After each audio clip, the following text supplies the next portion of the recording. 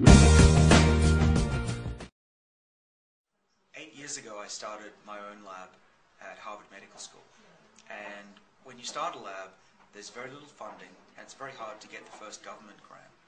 And what I really appreciate was the grant from FR, and this was an award that allowed me to launch my lab and get it up and running before I had really any significant government funding. But now we're a large lab and very independent, and that's thanks in large part to the FR's help at the very beginning.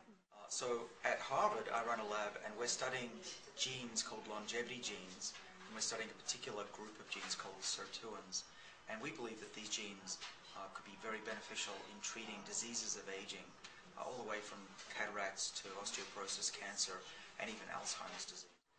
So just in the past few years there have been amazing leaps in the development of new medicines based on the basic biology of aging and the research that's gone on in just a few labs around the world. And these medicines hold the promise of radically changing medicine as we know it, one drug potentially treating and preventing dozens of diseases.